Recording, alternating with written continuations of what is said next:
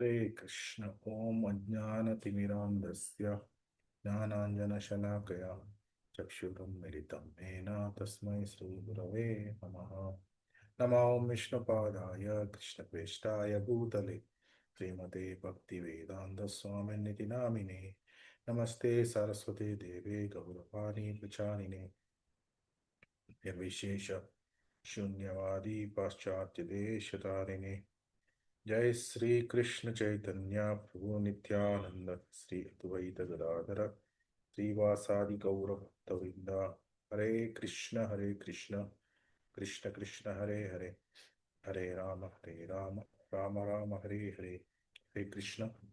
ಇವತ್ತಿನ ಕ್ಲಾಸಿಗೆ ಎಲ್ರಿಗೂ ಸ್ವಾಗತ. ಹರೇ ಕೃಷ್ಣ ಪ್ರಭು. ಹರೇ ಕೃಷ್ಣ.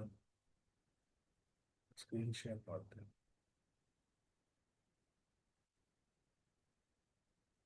ಪರಿಣಾಮ ಮಹಾತ್ಮೆ.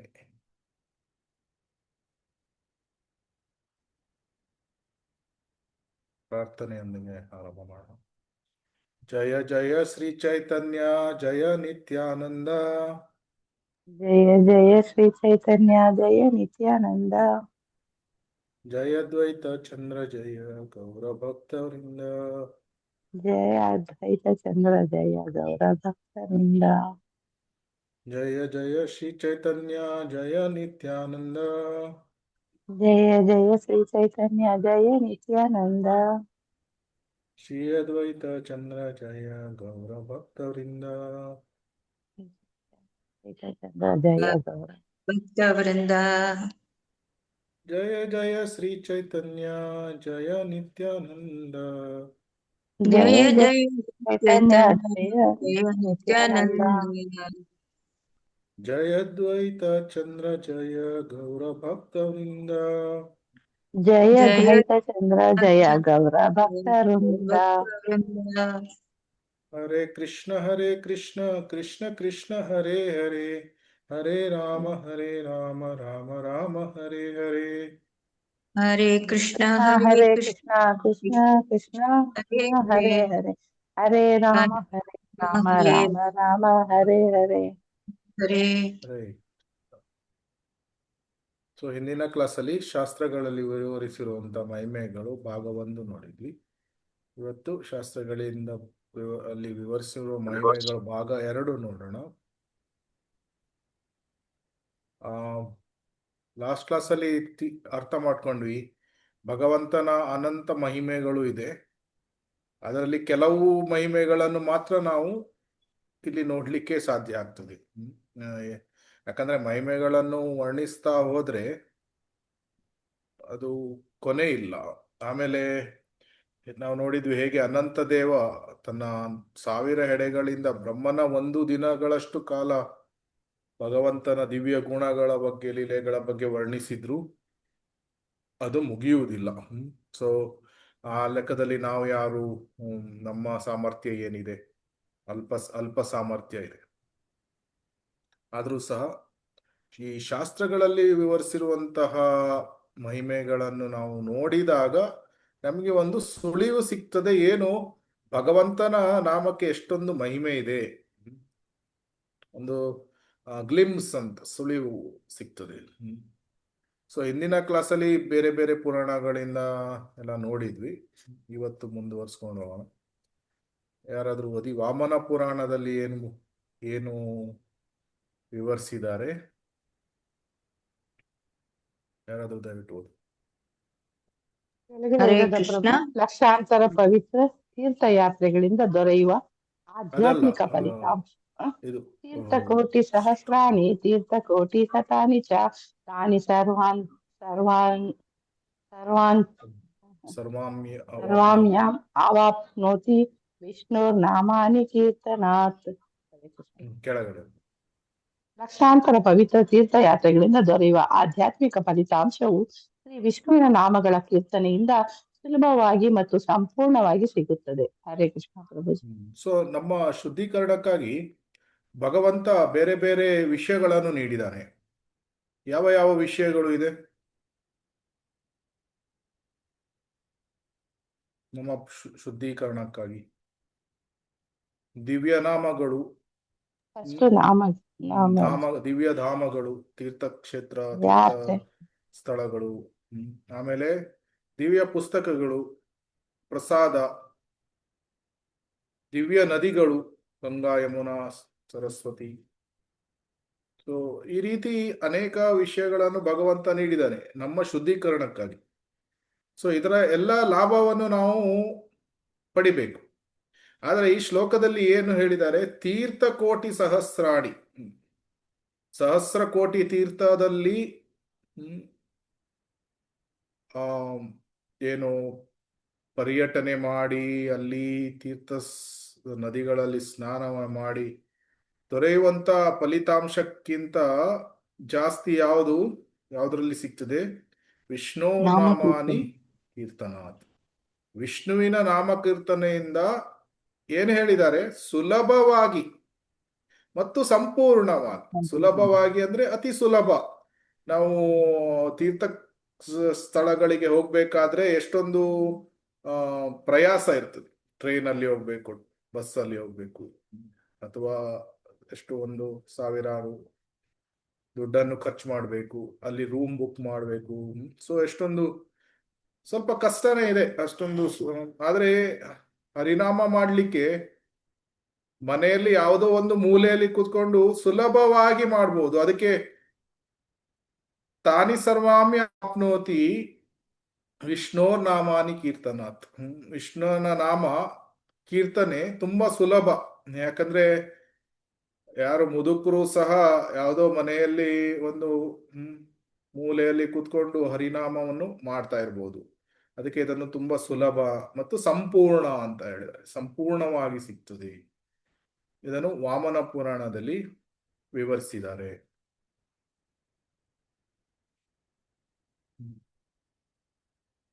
ಇದನ್ನು ಯಾರಾದ್ರೂ ಓದಿ, ಮೇಲಿಂದ ಓದಿ. ಬೃಹತ್ ವಿಷ್ಣು ಸಹಸ್ರನಾಮ ಸ್ತೋತ್ರ ಪದ್ಮಪುರಾಣ. ರಾಮ ರಾಮೇತಿ ರಾಮೇತಿ ರಮೇ ರಮೇ ಮನೋರಮೆ ಸಹಸ್ರನಾಮ ತುಲ್ಯಂ ರಾಮನಾಮ ವರನನೆ. ಶಿವನು ತನ್ನ ಪತ್ನಿ ದುರ್ಗೆಯನ್ನು ಉದ್ದೇಶಿಸಿ ಹೀಗೆ ಹೇಳಿದನು: ಓ ವಾರಣನೆ, ನಾನು ರಾಮ ರಾಮ ರಾಮ ಎಂಬ ಪವಿತ್ರ ನಾಮವನ್ನು ಜಪಿಸುತ್ತೇನೆ ಮತ್ತು ಈ ಸುಂದರವಾದ ಧ್ವನಿಯನ್ನು ಆನಂದಿಸುತ್ತೇನೆ. ರಾಮಚಂದ್ರನ ಈ ಪವಿತ್ರ ನಾಮವು ಭಗವಾನ್ ವಿಷ್ಣುವಿನ 1000 ಪವಿತ್ರ ನಾಮಗಳಿಗೆ ಸಮಾನವಾಗಿದೆ. ಸೊ ದುರ್ಗೆ ಏನ್ ಆಲೋಚನೆ ಮಾಡ್ತಾ ಇರ್ತಾಳೆ? ಶಿವನೇ ಉತ್ತಮ, ಅತ್ಯುತ್ತಮ ಪುರುಷ ಅಂತ. ಆದ್ರೆ ಶಿವ ಅವನು ಯಾವಾಗ್ಲೂ ತಪಸ್ ಮಾಡ್ತಾ ಇರ್ತಾನೆ. ಆವಾಗ ದುರ್ಗೆ ಪಾರ್ವತಿಗೆ ಆಶ್ಚರ್ಯ ಆಗ್ತದೆ. ನೀನೇ ಅತಿ ಉತ್ತಮ ಪುರುಷ ಆದ ಮೇಲೆ ನೀನು ಯಾರ ಮೇಲೆ ತಪಸ್ಸನ್ನು ಮಾಡ್ತೀಯ?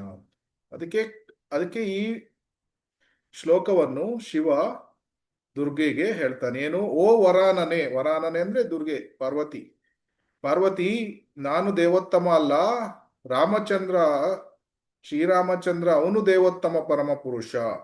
ಅದಕ್ಕಾಗಿ ನಾನು ರಾಮ ರಾಮೇತಿ ರಾಮೇತಿ ರಮೇ ರಾಮೇ ಮನೋರಮೆ ಸಹಸ್ರನಾಮ ವಿಸ್ತುಲ್ಯಂ ರಾಮನಾಮ ವರಾನನೆ. ನಾನು ಏನು ಜಪ ಮಾಡ್ತಾ ಇರ್ತೇನೆ? ರಾಮ ರಾಮ ರಾಮ ಅಂತ ಜಪ ಮಾಡ್ತಾ ಇರ್ತಾನೆ. ಸೊ ಶಿವನೇ ರಾಮ ರಾಮ ಅಂತ ಜಪ ಮಾಡ್ತಾ ಇರ್ತಾನೆ. ಆಮೇಲೆ ಅವನು ಹೇಳ್ತಾನೆ, ಸುಂದರವಾದ ಧ್ವನಿ ಇದು. ಈ ಕಂಪನ ಏನಿದೆ, ರಾಮ ಅನ್ನೋ ಕಂಪನ, ಇದು ತುಂಬಾ ಸುಂದರವಾಗಿ ಇದೆ. ಆಮೇಲೆ ಇನ್ನೊಂದು ವಿಷಯಲ್ಲಿ ಏನ್ ಹೇಳ್ತಾರೆ? ಸಹಸ್ರನಾಮ ಬಿಸ್ತುಲ್ಯಂ ಅಂದ್ರೆ ವಿಷ್ಣುವಿನ ಸಹಸ್ರನಾಮ ಅಂದ್ರೆ 1000 ನಾಮಗಳನ್ನು ಹೇಳುವುದು ಒಂದು, ಮತ್ತು ರಾಮನ ಒಂದು ನಾಮವನ್ನು ಹೇಳುವುದು ಒಂದು. ಅಂದ್ರೆ ವಿಷ್ಣು ಸಹಸ್ರನಾಮ ಹೇಳಿದ ಫುಲ್ ಫಲ ಒಂದು, ರಾಮನಾಮ ಹೇಳಿದ್ರಿಂದ ಸಿಗ್ತದೆ. ಸೊ ಅದರಿಂದ ನಮ್ಗೆ ಅರ್ಥ ಮಾಡಿಕೊಳ್ಬಹುದು. ನಾವು ಹರೇ ಕೃಷ್ಣ ಮಹಾಮಂತ್ರದಲ್ಲಿ 4 ರಾಮ ಹೇಳ್ತೇವೆ, ಮತ್ತೆ 4 ಕೃಷ್ಣ ಹೇಳ್ತೇವೆ. ಸೊ 3 ರಾಮನಾಮ 1 ಕೃಷ್ಣ ನಾಮಕ್ಕೆ ಸಮ. ಸೊ 4 ಕೃಷ್ಣ ನಾಮ ಮತ್ತೆ 1 ರಾಮನಾಮ ಹೇಳ್ಬೇಕಾದ್ರೆ ಎಷ್ಟು ಪವರ್ಫುಲ್ ಇದೆ. ಸೊ ಅದಕ್ಕಾಗಿ ಮಹಾಮಂತ್ರ ಅಂತ ಹೇಳ್ತಾರೆ. ಅದನ್ನೇ ಪುರಾಣದಲ್ಲಿ ಸಹ ಅದನ್ನೇ ಹೇಳ್ತಾರೆ. ಸೊ ಯಾರಾದ್ರೂ ಓದಿ. ಬ್ರಹ್ಮಾಂಡ ಪುರಾಣ ಸರ್ವಸ್ವ ನಾಮಂ ಪುಣ್ಯಾನಾಂ ಶ್ರೀರ್ ಆವೃತ್ಯಾತು ಯತ್ ಫಲಂ ಏಕವೃತ್ಯಾತು ಕೃಷ್ಣಸ್ಯ ನಾಮ್ನೇಕಂ ತತ್ ಪ್ರಯಶ್ಚತಿ. ಶ್ರೀ ಕೃಷ್ಣನಾಮವನ್ನು ಒಮ್ಮೆ ಜಪಿಸಿದರೆ ಶುದ್ಧ ವಿಷ್ಣು ಸಹಸ್ರನಾಮವನ್ನು 3 ಬಾರಿ ಜಪಿಸುವುದರಿಂದ ಬರುವ ಅದೇ ಫಲಿತಾಂಶವನ್ನು ಪಡೆಯುತ್ತಾನೆ. ವಿಷ್ಣುವಿನ 1000 ಹೆಸರುಗಳು ರಾಮನ 1 ಹೆಸರಿಗೆ ಸಮಾನ ಮತ್ತು ವಿಷ್ಣುವಿನ 3000 ಹೆಸರುಗಳು ಅಂದರೆ ರಾಮನ 3 ಹೆಸರುಗಳು ಕೃಷ್ಣನ 1 ಹೆಸರಿಗೆ ಸಮಾನ ಎಂಬುದು ಇದರ ಅರ್ಥ. ಕೃಷ್ಣನ ಹೆಸರನ್ನು ಒಮ್ಮೆ ಜಪಿಸುವುದರಿಂದ ರಾಮನ ಹೆಸರನ್ನು 3 ಬಾರಿ ಜಪಿಸುವ ಫಲಿತಾಂಶ ಸಿಗುತ್ತದೆ. ಧನ್ಯವಾದಗಳು ಪ್ರಭು. ಹರೇ ಕೃಷ್ಣ. ಹರೇ ಕೃಷ್ಣ. ಸೊ ಇದರಲ್ಲಿ ಒಂದು ವಿಷಯ ಇದೆ, ಇದನ್ನು ನಾವು ಸ್ವಲ್ಪ ಕೂಲಂಕಷವಾಗಿ ಅರ್ಥ ಮಾಡಿಕೊಳ್ಬೇಕು. ಏನು ಅಂದ್ರೆ, ರಾಮನ 3 ಹೆಸರುಗಳು ಕೃಷ್ಣನ 1 ಹೆಸರಿಗೆ ಸಮಾನ. ಆದ್ರೂ ಸಹ ಕೆಲವರು ರಾಮನಾಮ ಜಪ ಮಾಡ್ತಾರೆ. ಆಮೇಲೆ ವಿಷ್ಣುವಿನ 1000 ಹೆಸರುಗಳು ರಾಮನ 1 ಹೆಸರಿಗೆ ಸಮಾನ. ಆದ್ರೂ ಸಹ ವಿಷ್ಣುವಿನ ಸಹಸ್ರನಾಮವನ್ನು ಕೆಲವರು ಜಪ ಮಾಡ್ತಾರೆ. ಅದು ಯಾತಕ್ಕೆ? ಯಾರಾದ್ರೂ ಹೇಳ್ತೀರಾ?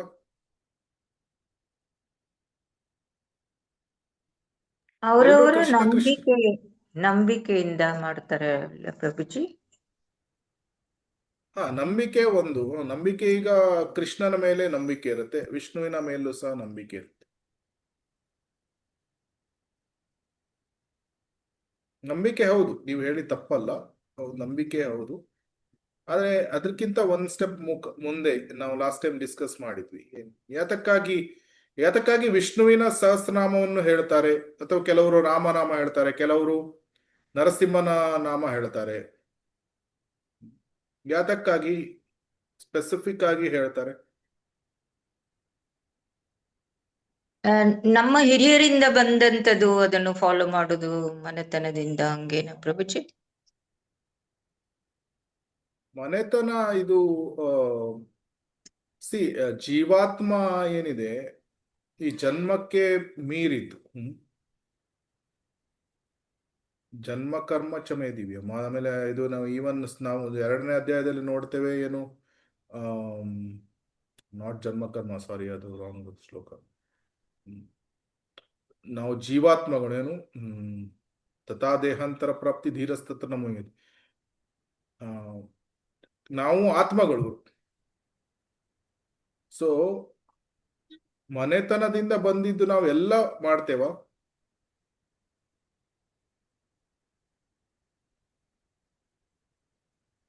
ಇಲ್ಲ.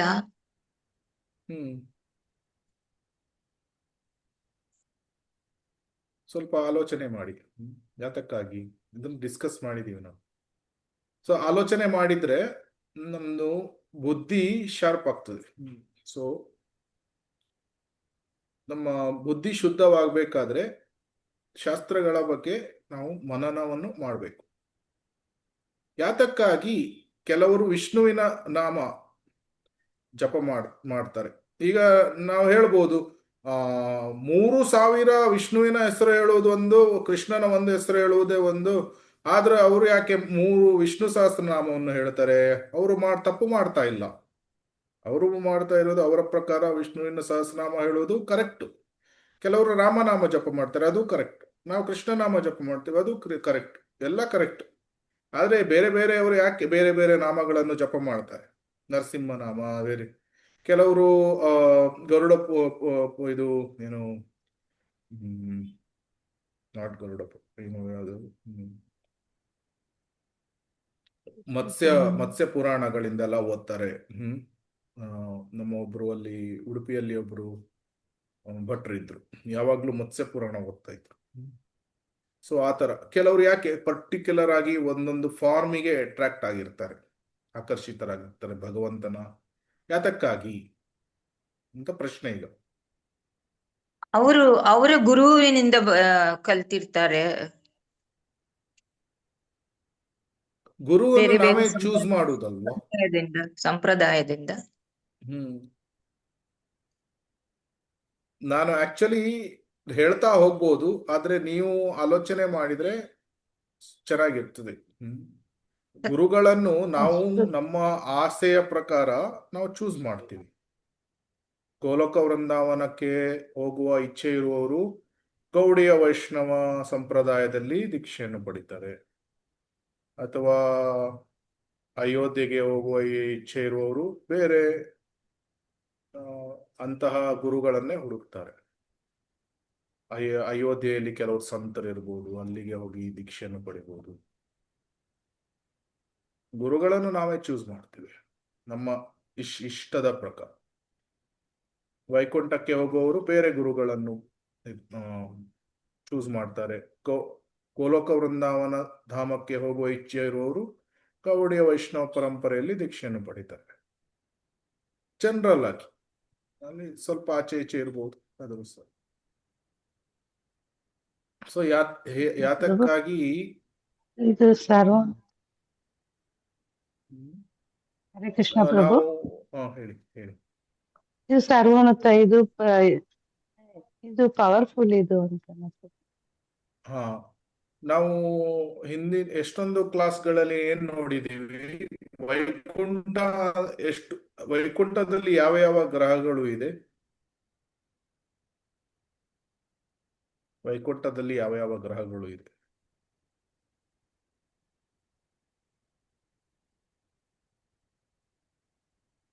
ಹರೇ ಕೃಷ್ಣ.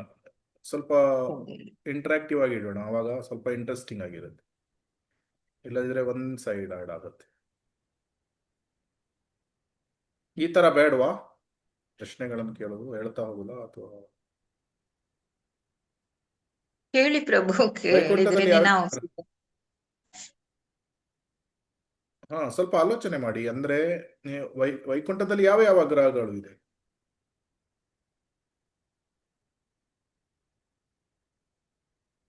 ಸೊ ಗೋಲೋಕ ವೃಂದಾವನ ಧಾಮ ಇದೆ, ಅದರ ಕೆಳಗೆ ಯಾವ್ದಿದೆ? ದ್ವಾರಕ ಇದೆ. ಕೆಳಗೆ ಬಂದ್ರೆ ಅಯೋಧ್ಯ ಇದೆ. ಅಯೋಧ್ಯ ಕೆಳಗೆ ಮತ್ತೆ ನರಸಿಂಹಲೋಕ, ನರಸಿಂಹಲೋಕ, ವಾಮನ ಲೋಕ, ಮತ್ತೆ ಇನ್ನು ಕೆಳಗೆ ಬಂದ್ರೆ ಇನ್ನೂ ಸಹ ಅನೇಕ ಲೋಕಗಳು, ಋಷಿಕೇಶ, ಆಮೇಲೆ ಹರಿದ್ವಾರ ಇದೆ. ಆಮೇಲೆ ಇನ್ನೂ ಕೆಳಗೆ ಬಂದ್ರೆ ತಿರುಪತಿ. ಆಮೇಲೆ ಇನ್ನೂ ಕೆಳಗೆ ಬಂದ್ರೆ ವಿಷ್ಣು ಸಹಸ್ರನಾಮದಲ್ಲಿ ಬೇರೆ ಬೇರೆ ವಿಷ್ಣುವಿನ ಹೆಸರು ಹೇಳಿದೆ, ಅದೆಲ್ಲ ಇದೆ. ಸೊ ಈ ಎಲ್ಲ ಗ್ರಹಗಳಲ್ಲಿ ಅನಂತ ಭಕ್ತರು ಇದ್ದಾರೆ ಅಲ್ವಾ? ಸೊ ಒಂದೊಂದು ಗ್ರಹಗಳಲ್ಲಿ ಸಹ ಬೇರೆ ಬೇರೆ ಭಕ್ತರು ಇದ್ದಾರೆ. ಸೊ ಎಲ್ಲ ಜೀವಾತ್ಮ ಬೇರೆ ಬೇರೆ. ಸೊ ನಾವಿಲ್ಲಿ ಎಷ್ಟು ಜನ ಕೂತಿದ್ದೇವೆ? 9 ಜನ ಕೂತಿದ್ದೇವೆ. 9 ಜನರಲ್ಲಿ 9 ವ್ಯಕ್ತಿಗಳು ಸಹ ಬೇರೆ ಬೇರೆ ಜೀವಾತ್ಮಗಳು, ಬೇರೆ ಬೇರೆ. ನಮ್ಮ ಟೇಸ್ಟ್ಗಳು ಬೇರೆ, ನಮ್ಮ ಆಸೆಗಳು ಬೇರೆ, ನಾವು ಮಾತನಾಡುವ ವಿಧಾನ ಬೇರೆ, ಮತ್ತೆ ನಮ್ಮ ಇಷ್ಟ ದೇವರು ಸಹ ಬೇರೆ ಬೇರೆ. ಅಂದ್ರೆ ಇಷ್ಟ ದೇವರು ಅಂದ್ರೆ ಕೃಷ್ಣನ ಫಾರ್ಮ್ ಅಲ್ಲಿ ಸಹ ಕೆಲವರಿಗೆ ರಾಮ ಇಷ್ಟ ಆಗ್ಬೋದು, ಕೆಲವರಿಗೆ ನರಸಿಂಹ ಇಷ್ಟ ಆಗ್ಬೋದು, ಕೆಲವರಿಗೆ ರಾಧಾಕೃಷ್ಣ ಇಷ್ಟ ಆಗ್ಬೋದು, ಕೆಲವರು ಲಕ್ಷ್ಮೀನಾರಾಯಣ ಅಂತ, ಸೀತಾರಾಮ ಅಂತಾರೆ. ಸೊ ಈ ರೀತಿ ಪ್ರತಿಯೊಂದು ಜೀವಾತ್ಮರು ಸಹ ಒಬ್ಬೊಬ್ಬರಿಗೆ ಅಟ್ರಾಕ್ಟ್ ಆಗ್ತಾರೆ.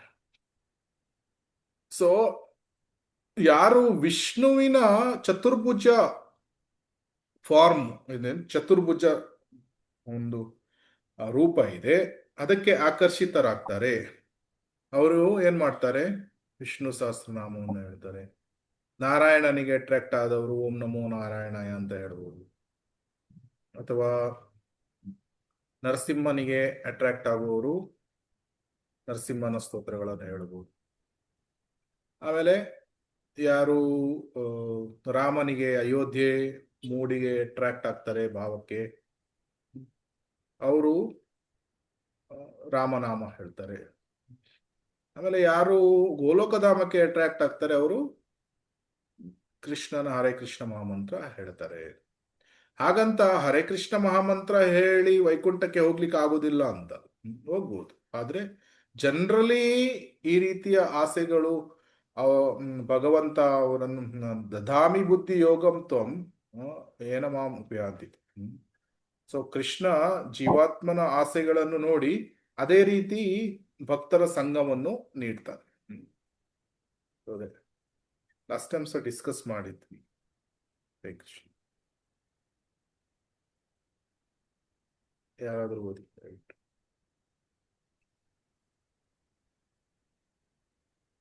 ನಾನೇ ಓದ್ಲಾ? ಹಾ, ಓದ್ಲ್ಯಾ? ಯಾರು ಬೇರೆ ಓದ್ಲಿಲ್ಲ? ಯಾರಾದ್ರೂ ಓದ್ತಾರಾ? ನಾನು ಒಮ್ಮೆ ಓದಿದೆ. ಹ್ಮ್. ನಾನು ಓದ್ತೀನಿ ಮಾತಾಜಿ. ಹರೇ ಕೃಷ್ಣ. ಓದಿ ಓದಿ. ಹರೇ ಬೃಹತ್ ಕೃಷ್ಣ. ನಾರದೀಯ ಪುರಾಣ. ಹರೇ ಕೇಶವ ಗೋವಿಂದ ವಾಸುದೇವ ಜಗನ್ಮಯ ಇತಿರಾಯಂತಿ ಯೇ ನಿತ್ಯಂ ನಹಿ ತಾನ ಪತತೆ ಕಲಿಹಿ.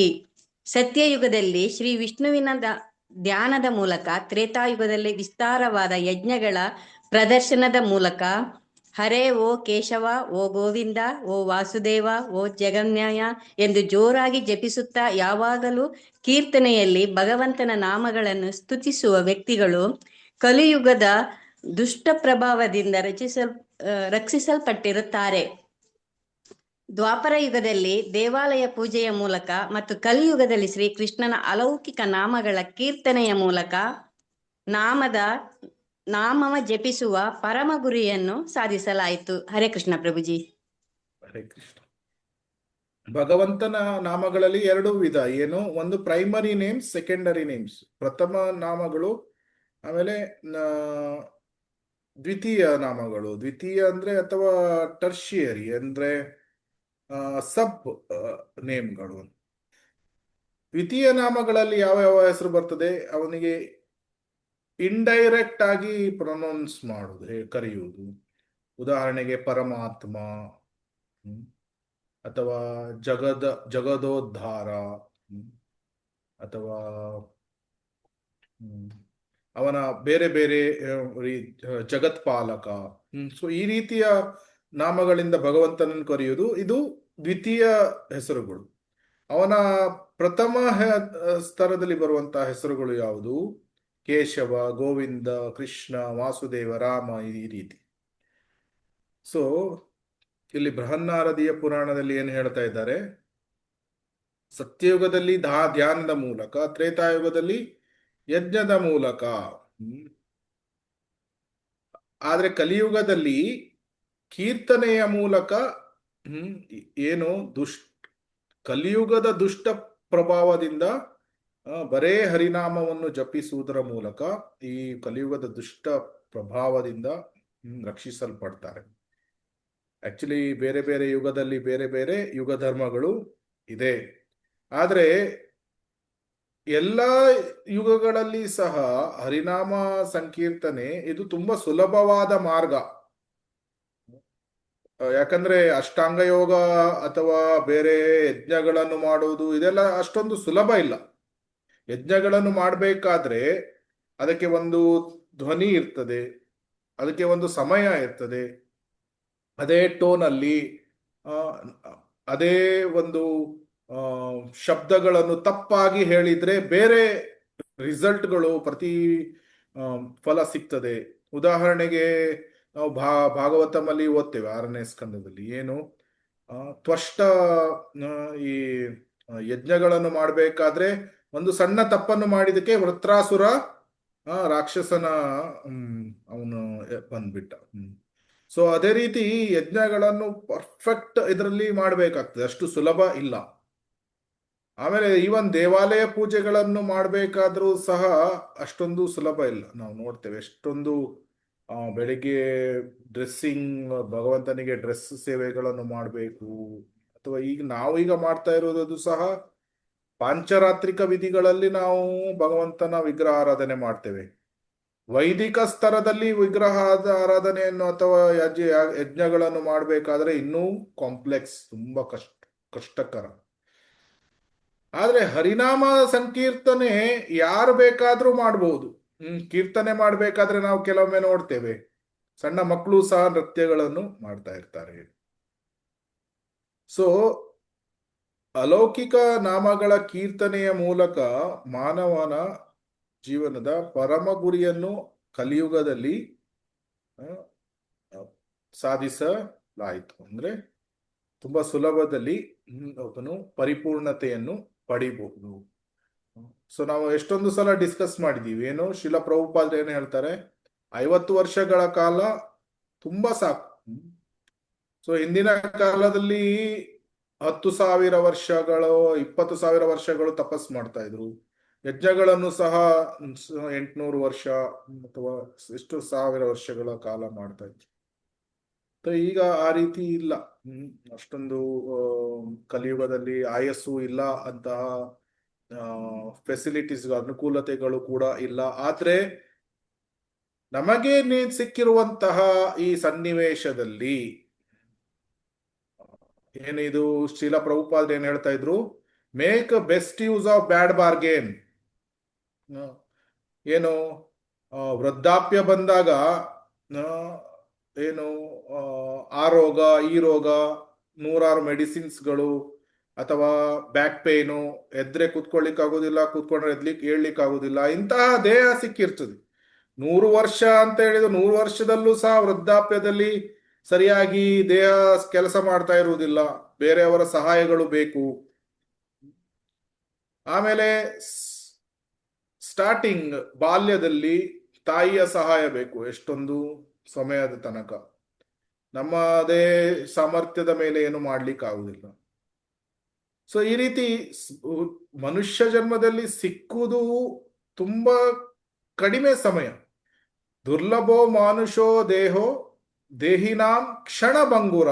ಕ್ಷಣಭಂಗುರ ಅಂದ್ರೆ ತುಂಬಾ ಕ್ಷಣದಲ್ಲಿ ಮುಗಿದು ಹೋಗ್ತದೆ. ನಾವು ಎಷ್ಟೊಂದು ಸಮಯ ನಿದ್ದೆಯಲ್ಲಿ ಕಳಿತೇವೆ. ನಿದ್ದೆ ತೆಗೆದು ಉಳಿದ ಸಮಯದಲ್ಲಿ ಸ್ನಾನ, ಆಮೇಲೆ ಶೌಚ, ಇದೆಲ್ಲ ಆಯ್ತು. ಇನ್ನು ಅದು ಬಿಟ್ಟು ಉಳಿದ ಸಮಯದಲ್ಲಿ ಮತ್ತೆ ತಿನ್ನುವುದು. ಈ ಬಾಡಿ ದೇಹದ ನೆಸೆಸಿಟೀಸ್ಗಳು ತುಂಬಾ ಇದೆ. ಆ ನೆಸೆಸಿಟೀಸ್ಗಳು, ಮತ್ತೆ ಹಾಸ್ಪಿಟ್ಲಿಗೆ ಹೋಗು, ಅಲ್ಲಿ ಡಾಕ್ಟರಿಗೆ ಮೀಟ್ ಆಗಿ ಮೆಡಿಸಿನ್ಸ್ಗಳನ್ನು ತೆಗೆದುಕೊಳ್ಳು. ಜ್ವರ ಬಂದ್ರೆ 1-2 ದಿನ ಹಾಸಿಗೆ ಮೇಲೆ ಮಲ್ಕೊಳ್ತಾರೆ, ಅಥವಾ ಬೇರೆ ರೋಗಗಳು ಬಂದ್ರೆ ಅಡ್ಮಿಟ್ ಆದ್ರೆ 1-5-6 ದಿನ ಅಲ್ಲಿ ಹೋಯ್ತು. ಸೊ ಸಿಗುವ ದಿನ ಭಗವಂತನ ಸೇವೆ ಮಾಡ್ಲಿಕ್ಕೆ, ಹರಿನಾಮವನ್ನು ಮಾಡ್ಲಿಕ್ಕೆ ಸಿಗುವ ಸಮಯನೇ ಕಡಿಮೆ. ಆವಾಗ ಸಿಗುವ ಸಮಯವನ್ನು ಸರಿಯಾಗಿ ಅದನ್ನು ಉಪಯೋಗಿಸಿಕೊಂಡು, ಕ್ಷಣಭಂಗುರ ಅಂದ್ರೆ ಅಲ್ಪವೇ ಸಮಯ ಇದೆ, ಯಾವುದೇ ಕ್ಷಣದಲ್ಲಿ ಅದು ನಾಶ ಆಗಬಹುದು, ಮೃತ್ಯು ಯಾವುದೇ ಸಮಯದಲ್ಲಿ ಬರಬಹುದು, ನಮ್ಗೆ ಗೊತ್ತಾಗುವುದಿಲ್ಲ. ಅದಕ್ಕಾಗಿ ನಾವು ಪ್ರಿಪೇರ್ ಆಗಿರ್ಬೇಕು. ಮೃತ್ಯು ಬರುವ ಮೊದಲು ಬಿ ಪ್ರಿಪೇರ್ಡ್. ದುರ್ಲಭೋ ಮಾನುಷೋ ದೇಹೋ ದೇಹಿನಾಂ ಕ್ಷಣಭಂಗುರ ತತ್ರಾಪಿ ದುರ್ಲಭಂ ಮನ್ಯೇ ವೈಕುಂಠ ಪ್ರಿಯ ದರ್ಶನ. ಅದಕ್ಕಿಂತ ದುರ್ಲಭವಾದದ್ದು ಏನು? ಮನುಷ್ಯ ಜನ್ಮನೇ ದುರ್ಲಭ. ಅದಕ್ಕಿಂತ ದುರ್ಲಭ ಅಂದ್ರೆ ಭಕ್ತರ ಸಂಘ ಸಿಗುವುದು. ಭಕ್ತರ ಸಂಘ ಸಿಗುವುದು ಅಂತ ಎಂತ ಭಕ್ತರು? ಶುದ್ಧ ಭಕ್ತರ ಸಂಘ ಸಿಗುವುದು, ವೈಕುಂಠ ಪ್ರಿಯ ದರ್ಶನ. ಆದ್ರಿಂದ ಸಿಕ್ಕಿರುವಂತಹ ಈ ಭಕ್ತರ ಸಂಘ, ಅದನ್ನು ಗಂಭೀರತೆಯಿಂದ ತೆಗೆದುಕೊಂಡು ಹರಿನಾಮ ಕೀರ್ತನೆಯ ಮೂಲಕ ಮಾನವ ಜೀವನದ ಗುರಿ, ಅಂತಿಮ ಗುರಿ ಏನು? ನಮ್ಮ ಗುರಿ ಏನು?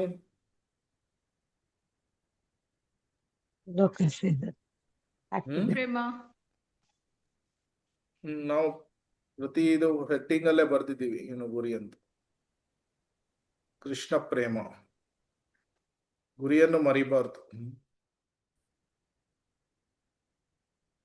ನಾಳೆ ಮತ್ತೆ ಎಲ್ಲ ಹರಿನಾಮ ಮಹಾತ್ಮೆ ಎಲ್ಲ ಸೀರೀಸ್ ಆದ್ಮೇಲೆ ಗುರಿ ಏನು ಅಂತ ಕೇಳಿದ್ರೆ, ನಾನು ಕೋಟ್ಯಾಧೀಶ ಆಗಬೇಕು, ನನಗೆ ಮಕ್ಕಳು ಮರಿಗಳು ಬೇಕು, ಬಂಗ್ಲೆ ಬೇಕು ಅಂತ ಹೇಳ್ಬಾರ್ದು.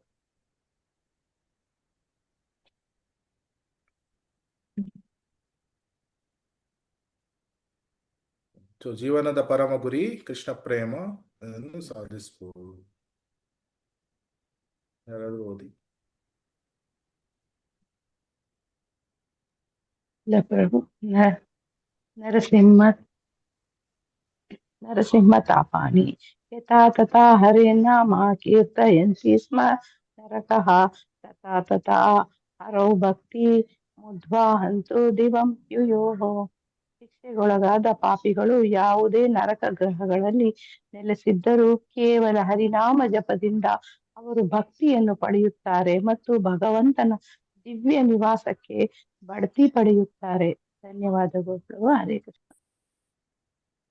ಹರೇ ಕೃಷ್ಣ. ಸೊ ನರಕ ಗ್ರಹಗಳಲ್ಲಿ ನೆಲೆಸಿದ್ರೂ ಸಹ ಹರಿನಾಮ ಜಪದಿಂದ ಅವರು ಭಕ್ತಿಯನ್ನು ಪಡೆಯುತ್ತಾರೆ.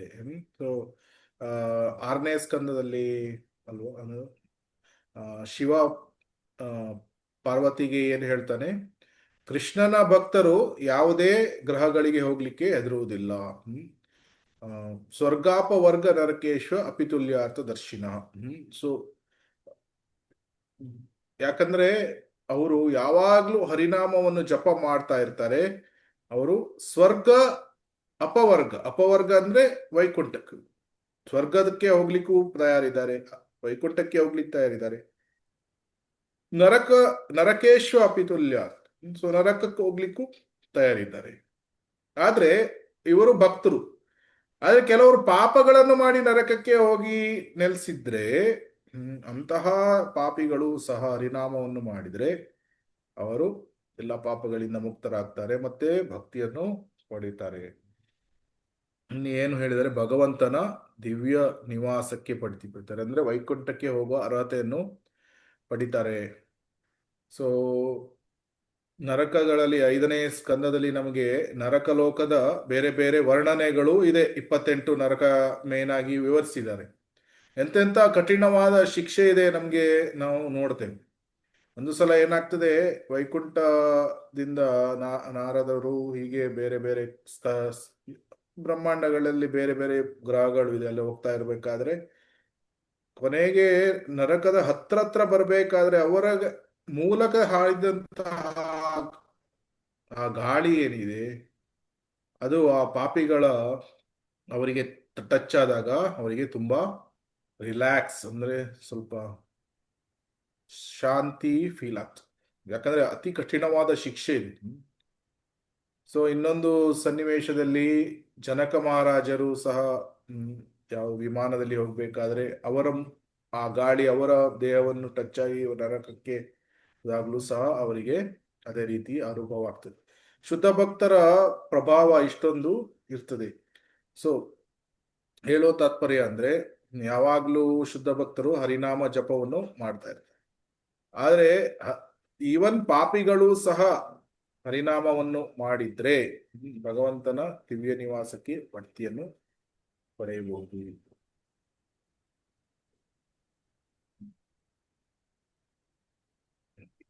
ಇದನ್ನು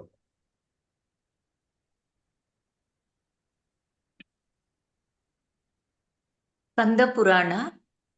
ಮಾ ರಜೋ ಮಾ ಯಜುಸ್ತತ ಮಾ ಸಮ ಪತ ಕಿಂಚನ ಗೋವಿಂದೇತಿ ಹರೇರ್ನಾಮ ಗೇಯಂ ಗಯಸ್ವ ನಿತ್ಯನಃ. ಓ ಗೌರವಾನ್ವಿತ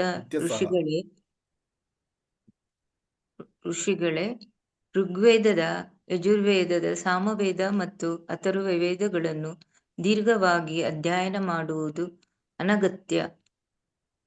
ಆದಾಗ್ಯೂ ಪ್ರಮುಖ ಅವಶ್ಯಕತೆ ಎಂದರೆ ಗೋವಿಂದನ ಮುಂತಾದ ಶ್ರೀಹರಿ ಹೆಸರುಗಳ ಸಂಕೀರ್ತನೆ ಮಾಡುವುದು.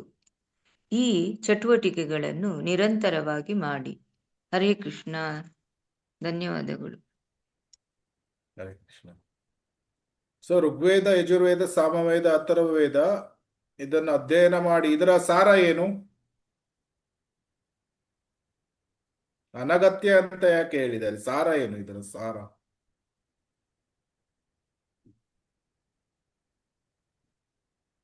ಋಗ್ವೇದ, ಯಜುರ್ವೇದ, ಸಾಮವೇದ, ಅಥರ್ವ ವೇದಗಳಲ್ಲಿ ಧರ್ಮಾರ್ಥ ಕಾಮ ಮೋಕ್ಷ ಅದನ್ನು ವಿವರಿಸಿದ್ದಾರೆ. ಆದರೆ ಸಾರ ಕರ್ಮಕಾಂಡ, ಜ್ಞಾನಕಾಂಡ ಮತ್ತೆ ಉಪಾಸನ ಕಾಂಡಕ್ಕೆ ಬರಬೇಕು. ಉಪಾಸನ ಕಾಂಡಕ್ಕೆ ಬಂದ ನಂತರ ಶುದ್ಧ ಸತ್ವಕ್ಕೆ ಏರಬೇಕು. ಅದಕ್ಕಾಗಿ ಶ್ರೀಮದ್ ಭಾಗವತ ಇದೆ. ಆದ್ರೆ ಇದರ ಎಲ್ಲ ಋಗ್ವೇದ, ಯಜುರ್ವೇದ, ಸಾಮವೇದ, ಅಥರ್ವವೇದ ದೀರ್ಘವಾಗಿ ಅಧ್ಯಯನ ಮಾಡಿ ಹರಿನಾಮ ಮಾಡದಿದ್ರೆ ಏನಾಗ್ತದೆ? ಏನು ಪ್ರಯೋಜನ ಆಗುದಿಲ್ಲ. ಆದ್ರೆ ಇದರ ಸಾರವನ್ನು ಅರ್ಥ ಮಾಡಿಕೊಂಡು ಒಬ್ಬನು ಗೋವಿಂದ, ಕೇಶವ, ಹರಿ ಇವರ ಸಂಕೀರ್ತನೆಯನ್ನು ಮಾಡಬೇಕು. ಅದಾಗ್ಯೂ ಪ್ರಮುಖ ಅವಶ್ಯಕತೆ ಅಂದ್ರೆ ಈ ಸಾರವನ್ನು ಅರ್ಥ ಮಾಡಿಕೊಂಡು ಕೃಷ್ಣನ ದಿವ್ಯ ನಾಮಗಳನ್ನು ಜಪಿಸ್ಬೇಕು. ಅದೇ ಸಂಕೀರ್ತನೆಯನ್ನು ಮಾಡಬೇಕು. ಸೊ ಅದನ್ನ ಇಲ್ಲಿ ಹೇಳಿದ್ದಾರೆ. ಈ ಚಟುವಟಿಕೆಗಳನ್ನು ನಿರಂತರವಾಗಿ ಮಾಡಿರಿ. ಗೇಯಂ ಗಾಯಸ್ವ ನಿತ್ಯ ಸಹ. ನಿತ್ಯ ಸಹ ಅಂದ್ರೆ ಏನು? ಪ್ರತಿನಿತ್ಯ. ಪ್ರತಿನಿತ್ಯ ಗಾಯಸ್ವ ಅಂದ್ರೆ ಜಪವನ್ನು ಮಾಡಿ, ಗಾಯನವನ್ನು ಮಾಡಿ, ಸಂಕೀರ್ತನೆಯನ್ನು ಮಾಡಿ ಅಂತ ಹೇಳಿದ್ದಾರೆ ಸ್ಕಂದ ಪುರಾಣದಲ್ಲಿ. ಹರೇ ಕೃಷ್ಣ. ಸ್ಕಂದ ಪುರಾಣ. ಓ ಕೋಟಿ ಧಾನಂ ಗ್ರಹೇಣ ಕಾಗಸ್ಯ ಪ್ರಯಾಗ ಗಂಗೋದಕ ಕಲ್ಪವಾಸಃ ಯಜ್ಞಯುತ ಮೇರು ಸುವರ್ಣ ಧಾನಂ ಗೋವಿಂದ ಕೀರ್ತರ್ನ ಸಮಾಂ ಸತಾಮಸ್ಯೈ. ಸೂರ್ಯ ಅಥವಾ ಚಂದ್ರಗ್ರಹಣಗಳ ಸಂದರ್ಭಗಳಲ್ಲಿ 10 ಲಕ್ಷ ಗೋವುಗಳನ್ನು ದಾನ ಮಾಡುವುದು. ಗಂಗಾ ನದಿಯ ದಡದಲ್ಲಿರುವ ಪವಿತ್ರ ಸ್ಥಳಗಳಲ್ಲಿ ಅಥವಾ ಪ್ರಯಾಗದಲ್ಲಿ 4 ಯುಗಗಳ ಕಾಲ ವಾಸಿಸುವುದು. ಲೆಕ್ಕವಿಲ್ಲದಷ್ಟು ಯಜ್ಞಗಳನ್ನು ಮಾಡುವುದು ಮತ್ತು ಮೇರು ಪರ್ವತದ ತೂಕಕ್ಕಿಂತ ಹೆಚ್ಚಿನ ಪ್ರಮಾಣದಲ್ಲಿ ಚಿನ್ನವನ್ನು ದಾನ ಮಾಡುವುದು ಮುಂತಾದ ಶ್ಲಾಘನೀಯ ಧಾರ್ಮಿಕ ಚಟುವಟಿಕೆಗಳು ಗೋವಿಂದನ ನಾಮಗಳ ಕೀರ್ತನೆಯಿಂದ ಪಡೆಯುವ ಫಲಿತಾಂಶದ ಒಂದು ಭಾಗಕ್ಕೆ ಸಮಾನವಾಗಿವೆ. ಹರೇ ಕೃಷ್ಣ ಪ್ರಭುಜಿ, ಧನ್ಯವಾದಗಳು. ಹರೇ ಕೃಷ್ಣ. ಗೋಕೋಟಿ ದಾನಂ. ಸೊ 10 ಲಕ್ಷ ಗೋವುಗಳನ್ನು ದಾನ ಮಾಡುವುದು. ಸೊ ಒಂದು ಗೋ ದಾನ ಮಾಡುವುದಕ್ಕೆ ಎಷ್ಟು ಸುಕೃತಿ ಸಿಗ್ತದೆ ನಮ್ಗೆ ಗೊತ್ತು. ಅದನ್ನು 10 ಲಕ್ಷ ಗೋವುಗಳನ್ನು ದಾನ ಮಾಡುವುದು. ಮತ್ತೆ ಯಾವುದೇ ದಾನವನ್ನು ಗ್ರಹಣಗಳ ಸಂದರ್ಭದಲ್ಲಿ, ಸೂರ್ಯ ಮತ್ತು ಚಂದ್ರಗ್ರಹಣ ಇರಲಿ, ಯಾವುದೇ ಗ್ರಹಣಗಳ ಸಂದರ್ಭದಲ್ಲಿ ದಾನವನ್ನು ಮಾಡಿದ್ರೆ ಅದು ಎಷ್ಟು 1000 ಪಟ್ಟು, 100 ಪಟ್ಟು, 1000 ಪಟ್ಟು ಅದರ ಜಾಸ್ತಿ ಫಲ ಸಿಗ್ತದೆ. ಸೊ ಆಗ 10 ಲಕ್ಷ ಗೋವುಗಳನ್ನು ಸೂರ್ಯ ಮತ್ತು ಚಂದ್ರಗ್ರಹಣಗಳ ಸಂದರ್ಭದಲ್ಲಿ ದಾನವನ್ನು ಮಾಡುವುದು ಇದನ್ನು ಹೋಲಿಸ್ತಾ ಇದ್ದಾರೆ. ಯಾಕಂದ್ರೆ ಈ ಹೋಲಿಕೆಗಳನ್ನು ನೋಡಿದಾಗ ನಮ್ಗೆ ಹರಿನಾಮದ ಮಹಿಮೆ ಗೊತ್ತಾಗ್ತದೆ. ಆಮೇಲೆ ಎರಡನೇದು ಏನು ಹೇಳ್ತಾ ಇದ್ದಾರೆ?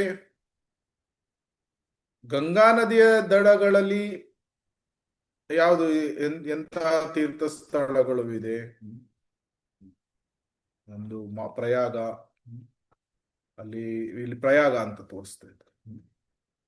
ಪ್ರಯಾಗ, ಹರಿದ್ವಾರ, ಎಷ್ಟೊಂದು, ಇವನ್ ಮಾಯಾಪುರದಲ್ಲಿ ಸಹ ಗಂಗೆ. ಸೊ ಗಂಗಾ ನದಿಯ ದಡದಲ್ಲಿ ಎಷ್ಟು ಸಮಯ, 100 ವರ್ಷ ಅಲ್ಲ, 100 ವರ್ಷ ವಾಸ ಮಾಡಿದ್ರೇನೆ ಎಷ್ಟೊಂದು ಫಲ ಸಿಗ್ತದೆ. ಆದ್ರೆ 4 ಯುಗಗಳ ಕಾಲ, ಸತ್ಯ, ದ್ವಾಪರ, ತ್ರೇತ, ಕಲಿಯುಗ, 4 ಯುಗಗಳ ಕಾಲ ಗಂಗಾ ನದಿಯಲ್ಲಿ ದಡದಲ್ಲಿ ವಾಸ ಮಾಡುವುದು. ಎರಡನೇ ಹೋಲಿಕೆಯನ್ನು ಮಾಡ್ತಾ ಇದ್ದಾರೆ. ಮತ್ತೆ ಯಜ್ಞಗಳನ್ನು ಮಾಡಿದ್ರೆ ಎಷ್ಟೊಂದು ಫಲ ಸಿಗ್ತದೆ, ಅದು ಲೆಕ್ಕವಿಲ್ಲದಷ್ಟು ಯಜ್ಞಗಳನ್ನು ಮಾಡುವುದು ಅಂತ ಹೇಳಿದ್ದಾರೆ.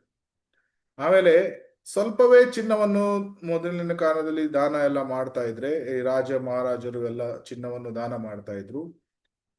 ಸೊ ಆವಾಗ ಅದಕ್ಕೆ ಸಹ ಸುಕೃತಿ ಸಿಗ್ತದೆ.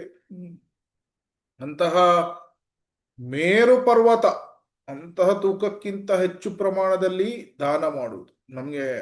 ನಮ್ಮ ಮೌಂಟ್ ಎವರೆಸ್ಟೇ ಎಷ್ಟೊಂದು ದೊಡ್ಡ ಪರ್ವತ ಇದೆ, ಇಲ್ಲಿ ಮೇರು ಪರ್ವತ. ಸೊ ಸಾವಿರಾರು, ಎಷ್ಟು ಯೋಜನೆಗಳು ಇದೆ. ಮೇರು ಪರ್ವತ ಅಷ್ಟು ಪ್ರಮಾಣದಲ್ಲಿ ಚಿನ್ನವನ್ನು ದಾನ ಮಾಡಿದ್ರೂ ಸಹ ಎಲ್ಲ ಸುಕೃತಿ ಏನಿದೆ ಅದನ್ನು ಅದು ನಮ್ಗೆ ಏನೋ ಒಂದು ಫಲ ಸಿಗ್ತದೆ, ಆಧ್ಯಾತ್ಮಿಕ ಫಲ ಸಿಗ್ಬೋದು ಅದರಿಂದ. ಆದ್ರೆ ಗೋವಿಂದನ ನಾಮ ಸಂಕೀರ್ತನೆಯಿಂದ ಪಡೆಯುವಂತಹ ಏನು ಆ ಫಲಿತಾಂಶ ನಮ್ಗೆ ಸಿಗ್ತದೆ, ಅದು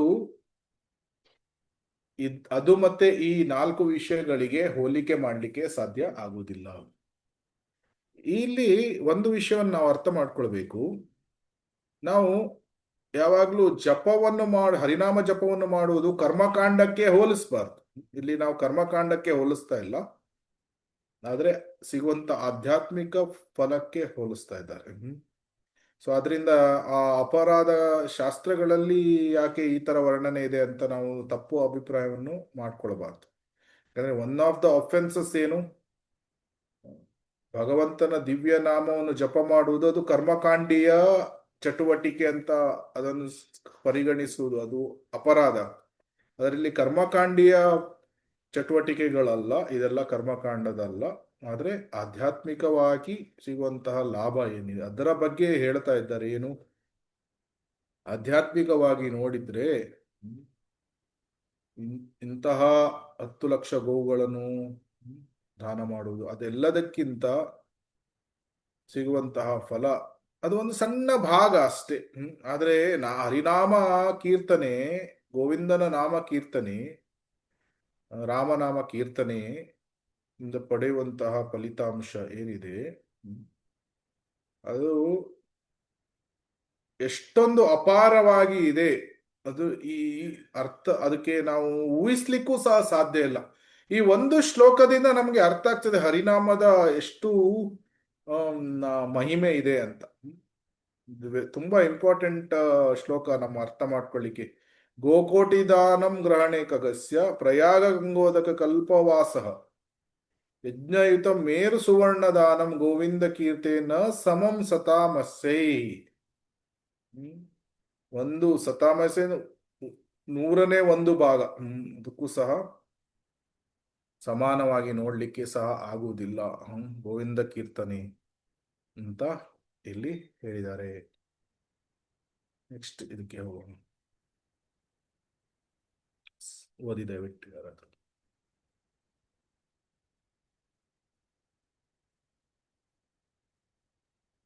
ಹರೇ ಕೃಷ್ಣ.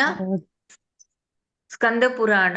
ಏತತ್ ಸದ್ವರ್ಗ ಹರಣಂ ರಿಪು ನಿಗ್ರಹಣಂ ಪರಂ ಅಧ್ಯಾತ್ಮ ಮೂಲಂ ಏತದ್ಧಿ ವಿಷ್ಣುರ್ನಾಮಾನು ಕೀರ್ತನಂ. ಶ್ರೀ ವಿಷ್ಣುವಿನ ನಾಮಗಳ ನಿರಂತರ ಕ್ರಿಯೆಯು 6 ಇಂದ್ರಿಯಗಳನ್ನು ಕೀರ್ತನೆಯು ಅದು ಇಂದ್ರಿಯಗಳನ್ನು ಜಯಿಸಲು ಮತ್ತು ಭೌತಿಕ ಅಸ್ತಿತ್ವದಲ್ಲಿ ಜನನ ಮತ್ತು ಮರಣ ಚಕ್ರವನ್ನು ನಿಲ್ಲಿಸಲು ಏಕೈಕ ಮಾರ್ಗವಾಗಿದೆ. ಹರಿನಾಮವು ಎಲ್ಲ ಆಧ್ಯಾತ್ಮಿಕ ಜ್ಞಾನದ ಮೂಲವಾಗಿದೆ ಮತ್ತು ಮನಸ್ಸಿನ 6 ಶತ್ರುಗಳಾದ ಕಾಮ, ಕ್ರೋಧ, ಲೋಭ, ಮೋಹ, ಮಾದಕತೆ ಮತ್ತು ಅಸೂಯೆಗಳನ್ನು ನಾಶ ಮಾಡಲಾಗುತ್ತದೆ.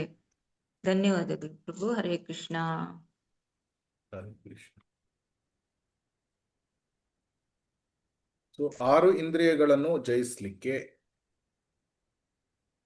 6 ಇಂದ್ರಿಯಗಳು ಮನಃಷ್ಟಾನೇಂದ್ರಿಯಾಣಿ, ಮನಸ್ಸನ್ನು ಸೇರಿ ಇರುವಂತ ಇಂದ್ರಿಯಗಳು, ಮತ್ತು ಭೌತಿಕ ಅಸ್ತಿತ್ವದಲ್ಲಿ ಇರುವಂತಹ ಜನನ ಮರಣಗಳ ಚಕ್ರದಿಂದ ಮೇಲೆ ಏರಲಿಕ್ಕೆ ಹರಿನಾಮ ಕೀರ್ತನೆ ಸಹಾಯ ಮಾಡ್ತದೆ ಅಂತ ಹೇಳಿದ್ದಾರೆ. ಆಮೇಲೆ 2ನೇದು ಎಲ್ಲಾ ಜ್ಞಾನಗಳು,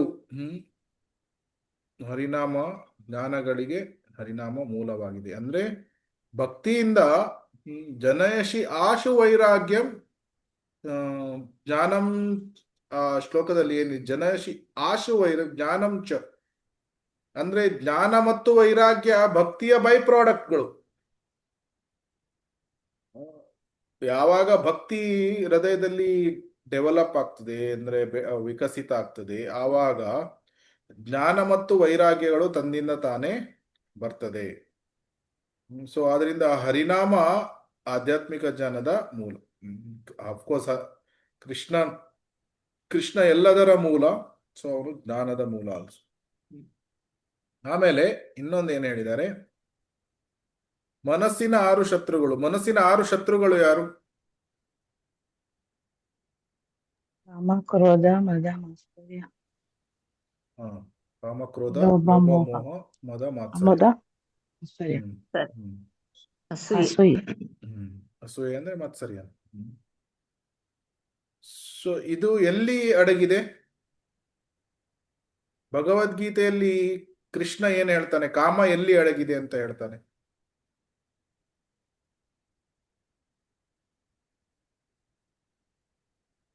ಭಗವದ್ಗೀತೆಯಲ್ಲಿ 3ನೇ ಅಧ್ಯಾಯದಲ್ಲಿ ಕೃಷ್ಣ ಕಾಮ ಎಲ್ಲಿ ಅಡಗಿದೆ ಅಂತ ಹೇಳ್ತಾನೆ. ಹೃದಯದಲ್ಲಿಯಾ? ಹ್ಮ್ ಎಲ್ಲಿ ಕಾಮ ಎಲ್ಲಿ ಅಡಗಿದೆ? ನಮ್ಮ ದೇಹದಲ್ಲಿ ಎಲ್ಲ ಕಡೆ. ಇಂದ್ರಿಯ, ಮನಸ್ಸು ಮತ್ತು ಬುದ್ಧಿ. ಕಾಮ ಎಲ್ಲೆಲ್ಲೂ ಇದೆ. ಇಂದ್ರಿಯಗಳಲ್ಲೂ, ಮನಸ್ಸಲ್ಲೂ ಮತ್ತು ಬುದ್ಧಿಯಲ್ಲೂ ಸಹ ಈ ಶತ್ರು ಕಾಮ ಅಡಗಿದೆ ಅಂತ ಕೃಷ್ಣ ಹೇಳ್ತಾನೆ. ಸೊ ಅದರಿಂದ ಇಂದ್ರಿಯಗಳನ್ನು ಹೇಗೆ ಶುದ್ಧೀಕರಣ ಮಾಡುವುದೀಗ? ನಾವು ಎಷ್ಟೊಂದು ಸಲ ಡಿಸ್ಕಸ್ ಮಾಡಿದೀವಿ, ನೀವು ಹೇಳಿ. ಇಂದ್ರಿಯಗಳನ್ನು ಹೇಗೆ ಶುದ್ಧ ಮಾಡ್ತೇವೆ ನಾವು? ಹರಿನಾಮದಿಂದ. ನಾಮರೂಪ ಜಪದಿಂದ.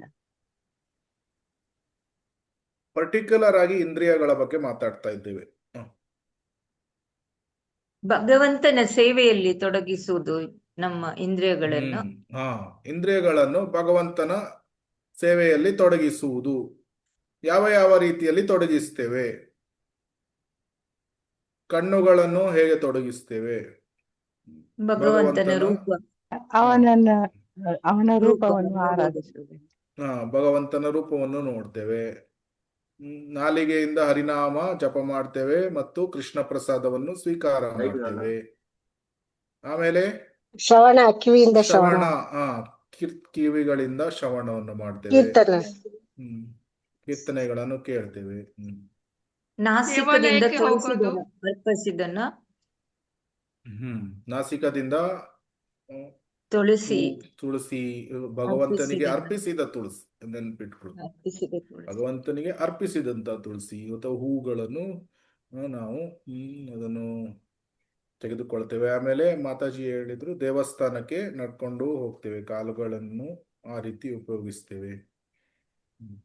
ಸೊ ಆವಾಗ ಏನಾಯ್ತು? ಎಲ್ಲ ಇಂದ್ರಿಯಗಳು ಶುದ್ಧವಾಗ್ತಾ ಹೋಗ್ತದೆ.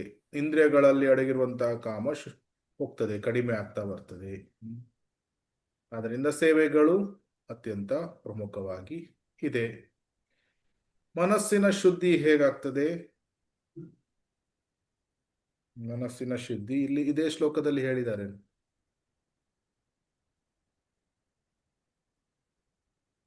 ಮನಸ್ಸಿನ ಶುದ್ಧಿ ಹೇಗೆ ನಾಶ ಆಗ್ತದೆ? ಇಲ್ಲಿ ಶ್ಲೋಕ ಓದಿ. ಪವಿತ್ರ ನಾಮಗಳ ನಿರಂತರ ಕೀರ್ತನೆ. ವಿಷ್ಣುವಿನ ನಾಮ ನಿರಂತರ ಕೀರ್ತನೆ. ಹರಿನಾಮವು ಮನಸ್ಸಿನ 6 ಶತ್ರುಗಳನ್ನು ನಾಶ ಮಾಡ್ತದೆ, ಮನಸ್ಸಿನ ಎಲ್ಲಾ ಕಲ್ಮಶಗಳನ್ನು ನಾಶ ಮಾಡ್ತದೆ ಹರಿನಾಮ. ಸೊ ಮನಸ್ಸಿನ ಶುದ್ಧೀಕರಣ ಆಗ್ತದೆ ಹರಿನಾಮ ಮಾಡಿದಾಗ. ಇಂಟೆಲಿಜೆನ್ಸ್, ಬುದ್ಧಿಯ ಶುದ್ಧೀಕರಣ ಹೇಗೆ ಆಗ್ತದೆ? ಬುದ್ಧಿಯಲ್ಲೂ ಕಾಮ ಇದೆ. ಕಾಮ ಎಲ್ಲೆಲ್ಲೂ ಆವರಿಸಿ ಬಿಟ್ಟಿದ್ದಾನೆ. ಅದು ಶತ್ರು. ಆವೃತಂ ಜ್ಞಾನಮೇತೇನ ಜ್ಞಾನಿನೋ ನಿತ್ಯ ವೈರಿ. ಆ ವೈರಿ ಎಲ್ಲೆಲ್ಲೂ ಅವನು ನಮ್ಮ ಎಲ್ಲ ಅಟ್ಯಾಕ್ ಮಾಡಿ ಬಿಟ್ಟಿದ್ದಾನೆ. ಎಲ್ಲ ಕಬ್ಜಾ ಫುಲ್ ಎಲ್ಲವನ್ನು ಕಬಳಿಸಿ ಬಿಟ್ಟಿದ್ದಾನೆ. ಈಗ ಮನಸ್ಸಿನಲ್ಲೂ ಇದ್ದಾನೆ ವೈರಿ, ಇಂದ್ರಿಯಗಳಲ್ಲೂ ಇದ್ದಾನೆ, ಬುದ್ಧಿಯಲ್ಲೂ ಇದ್ದಾನೆ. ಬುದ್ಧಿಯನ್ನು ಹೇಗೆ ಶುದ್ಧೀಕರಣ ಮಾಡಬೇಕಾಗಿದ್ರೆ? ಪವಿತ್ರ ಗ್ರಂಥಗಳನ್ನು ಓದ್ತಾ ಇರ್ಬೇಕು. ಪವಿತ್ರ ಗ್ರಂಥಗಳನ್ನು ಓದುವುದು. ಗ್ರಂಥಗಳನ್ನು ಓದುವುದು ಮಾತ್ರ ಅಲ್ಲ, ಅದನ್ನ ಏನ್ ಮಾಡ್ಬೇಕು? ಅಳವಡಿಸ್ಕೊಳ್ಬೇಕು, ನಮ್ಮ ಜೀವನದಲ್ಲಿ ಮನನ ಮಾಡ್ಬೇಕು. ಮನನ ಅಂದ್ರೆ ಈಗ ನಾವು ಪ್ರಶ್ನೆಗಳನ್ನು ಕೇಳಿದಾಗ ಆಲೋಚನೆ ಮಾಡ್ಬೇಕು. ಆವಾಗ ಆಲೋಚನೆ ಮಾಡಿದ್ರೆ ಅದು ಬುದ್ಧಿ ಯಾವಾಗ್ಲೂ ಅದಕ್ಕೆ ತರ್ಕ ವಿತರ್ಕ ಆಲೋಚನೆ ಇದೆಲ್ಲ ಬೇಕು. ಆಲೋಚನೆ ಮಾಡದಿದ್ರೆ ಬುದ್ಧಿ ಸುಮ್ಮನೆ ಕೂತಿರ್ತದೆ. ಸೊ ಭಗವಂತನ ಶಾಸ್ತ್ರಗಳ ಬಗ್ಗೆ ಆಚೆ ಇದಂದ್ರೆ ಏನು, ಪ್ರಭುಜಿಗಳು ಕ್ಲಾಸಲ್ಲಿ ಇದನ್ನು ಹೇಳಿದ್ರು, ಇದರ ಅರ್ಥ ಏನು, ಇದನ್ನು ನನ್ನ ಜೀವನದಲ್ಲಿ ಹೇಗೆ ಅಳವಡಿಸ್ಕೊಳ್ಬೇಕು? ನಾವು 20 ವರ್ಷಗಳ ನಂತರನೂ ಬೇಸಿಕ್ ಪ್ರಶ್ನೆಗಳನ್ನು ಕೇಳಿದ್ರೆ ಉತ್ತರ ನೀಡ್ಲಿಕ್ಕೆ ಆಗದಿದ್ರೆ ನಾವು ಮನನಗಳನ್ನು ಮಾಡ್ತಾ ಇಲ್ಲ ಅಂತ ಅರ್ಥ. ಒಂದು ಕಿವಿಯಿಂದ ಕೇಳುತ್ತೆ, ಇನ್ನೊಂದು ಕಿವಿಯಿಂದ ಹೀಗೆ ಹೋಗಿಬಿಡುತ್ತೆ. ಸೊ ಅದಕ್ಕೆ ಲಾಸ್ಟ್ ಟೈಮ್ ಸೇಮ್ ಏನು ನಾವು ಎಷ್ಟೊಂದು ಸಲ ಈ ಉದಾಹರಣೆಯನ್ನು ಕೊಡ್ತೇವೆ. ಕ್ಲಾಸ್ ತುಂಬಾ ಚೆನ್ನಾಗಿತ್ತು ಪ್ರಭುಜಿ ಅಂತ ಹೇಳ್ತಾರೆ. ತುಂಬಾ ಚೆನ್ನಾಗಿತ್ತು. ಓ ಹೌದಾ. ಸೊ ಆ ಪ್ರಭುಜಿಗಳು, ಸೀನಿಯರ್ ಪ್ರಭುಜಿಗಳು ಏನ್ ಹೇಳ್ತಾರೆ, ಓಕೆ ತುಂಬಾ ಚೆನ್ನಾಗಿತ್ತು, ನೀವೇನು ಅರ್ಥ ಮಾಡ್ಕೊಂಡ್ರಿ ಅಂದ್ರೆ ಒಂದು ಪಾಯಿಂಟ್ ಹೇಳಲಿಕ್ಕೂ ಗೊತ್ತಾಗುದಿಲ್ಲ, ಗೊತ್ತಿಲ್ಲ. ಆದ್ರೆ ಕ್ಲಾಸ್ ತುಂಬಾ ಚೆನ್ನಾಗಿತ್ತು. ಚೆನ್ನಾಗಿತ್ತು ಅಂದ್ರೆ ಅರ್ಥ ಏನು?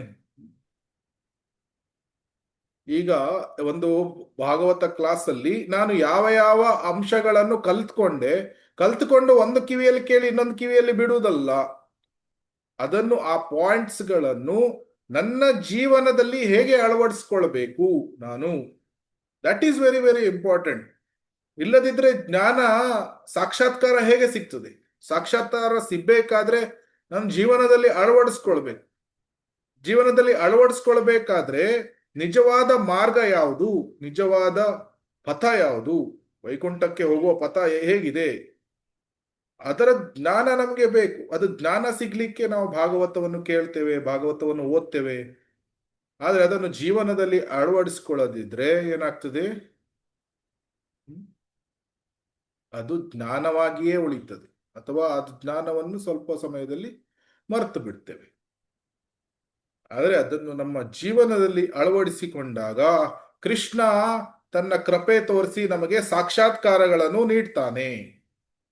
ಅದಕ್ಕಾಗಿ ನಾವು ಪ್ರಯತ್ನವನ್ನು ಮಾಡಬೇಕು, ಕೃಷ್ಣನಿಗೆ ಆ ಪ್ರಯತ್ನ ತೋರಿಸ್ಬೇಕು.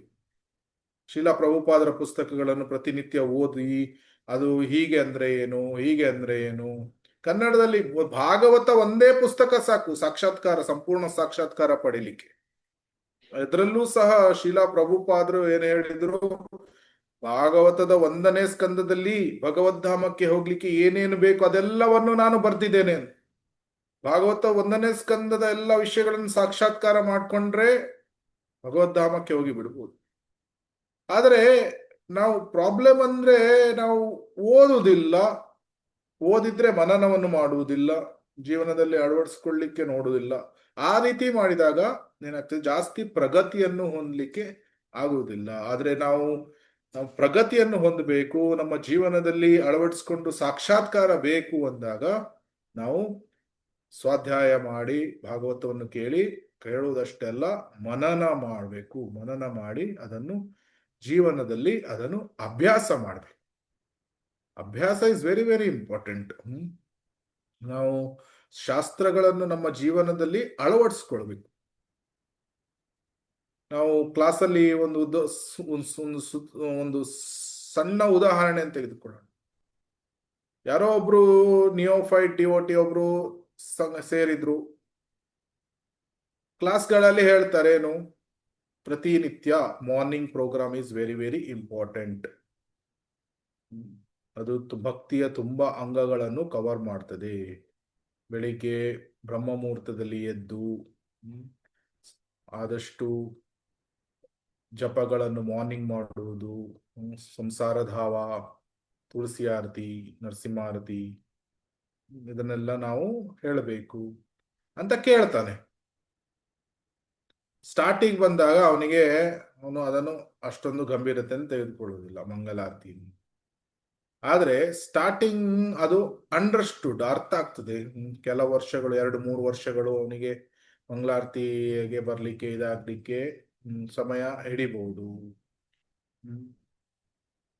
2-3 ವರ್ಷ, ಆಮೇಲೆ ಒಂದು 3-4 ವರ್ಷಗಳ ನಂತರ ಒಂದು ವಾರದಲ್ಲಿ 2-3 ಮಂಗಳಾರತಿಗೆ ಬರ್ಬೋದು.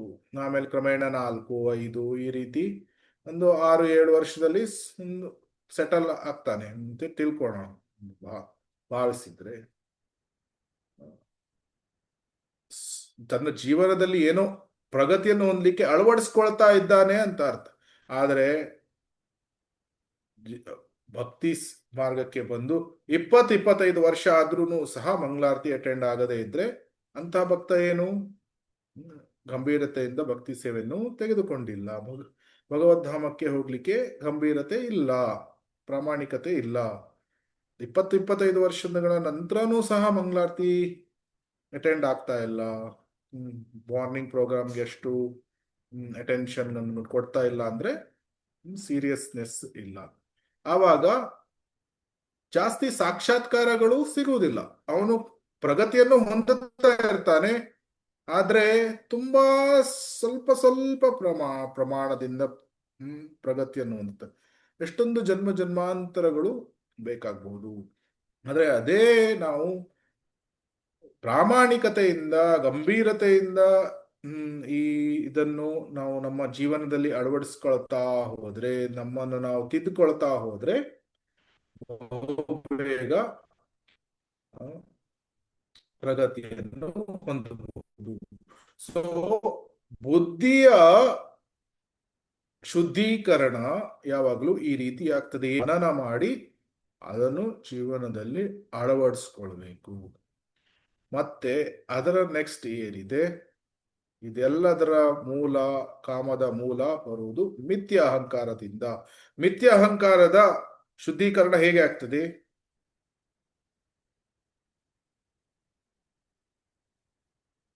ಮಿಥ್ಯ ಅಹಂಕಾರದ ಶುದ್ಧೀಕರಣ ಹೇಗಾಗ್ತದೆ?